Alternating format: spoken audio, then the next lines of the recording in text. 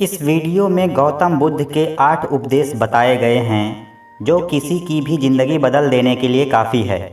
गौतम बुद्ध के एक एक विचार जीवन को बदल देने वाला है, इसलिए इस वीडियो को अंत तक देखना और ध्यानपूर्वक देखना, जिससे कि आपकी ज़िंदगी बदल सके। गौतम बुद्ध का पहला उपदेश है, वर्तमान ही खुशी का रास्ता है।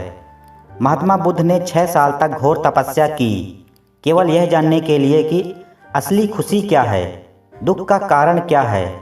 महात्मा बुद्ध की तपस्या के निचोड़ का कटु सत्य है कि मनुष्य की इच्छा ही सबसे बड़ा दुख का कारण है।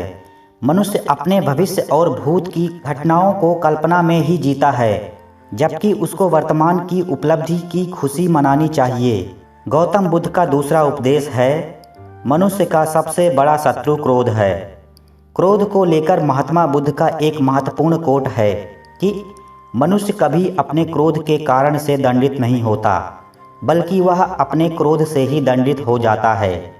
हम किसी पर क्रोध करके किसी और का नहीं बल्कि खुद का ही नुकसान कर रहे हैं। इसलिए मनुष्य का सबसे बड़ा शत्रु क्रोध है। गौतम बुद्ध का तीसरा उपदेश है, संदेह और शक की आदत सबसे भयानक होती है। हमारा दिमाग और चित्त सबसे शांत उस अवस्था में होता है जब दिमाग के अंदर विचारों का घेरा बहुत कम हो। हमारा दिमाग हरदम कुछ न कुछ सोचता रहता है, कुछ न कुछ नए नए विचारों को जन्म देता रहता है। ये और कुछ नहीं बल्कि हमारे शक और संदेह ही हैं, जिनको सुलझाने के लिए हमारा दिमाग उनके उत्तर की तलाश में इधर उधर भटकता रहता है। गौतम बुद्ध का चौथा उपदेश है, लोग आपको तभी इज्जत देंगे जब आप खुद पर जीत हासिल कर लेंगे। स्वयं पर जीत को लेकर महात्मा बुद्ध का एक बड़ा ही अच्छा सुविचार है। दुनिया पर आप कितनी भी जीत हासिल क्यों ना कर लो, लेकिन सबसे बड़ी जीत आपको तब हासिल होगी जब आप अपने खुद पर जीत हासिल कर लोगे। तब प्रत्येक जीत आपकी होगी, चाहे वो हार ही क्यों ना हो। गौतम बुद्ध का पांचवा उपदेश है, सूर्य, चंद्रमा और सत्य कभी छुप नहीं सकते। हम चाहकर भी इस प्रकृति की घटनाओं को बदल नहीं सकते हैं। जिस प्रकार सूर्य और चंद्र अपने समय पर दर्शन देते हैं, ठीक उसी प्रकार सत्य भी समय आने पर अपना पर्दा उजागर करता है। गौतम बुद्ध का छठा उपदेश है, लक्ष्य को पाने से अच्छा है यात्रा को ठीक से करना। हम सभी अपने लक्ष्य के पीछे भागते हैं, हमको हमारा लक्ष्य मालूम है। आपने कभी ये विचार किया है कि जब आपको लक्ष्य मिल जाएगा तब आप क्या करेंगे?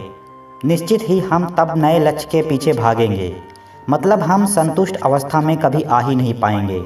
इसलिए हमको वर्तमान में जीना चाहिए और वर्तमान में हम सभी लक्ष्य की यात्रा कर रहे हैं।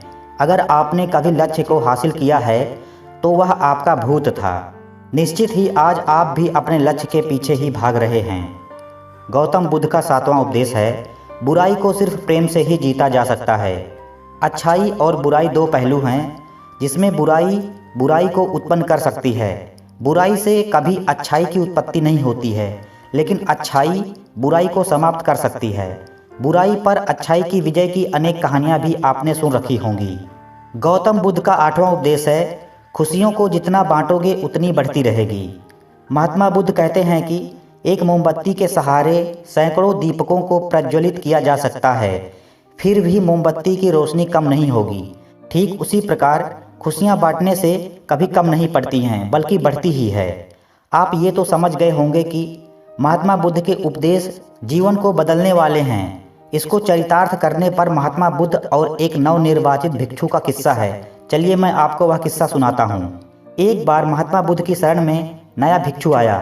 जब कभी कोई महात्मा बुद्ध की शरण में आता तो उसको महात्मा बुद्ध के उपदेश सुनने पड़ते थे।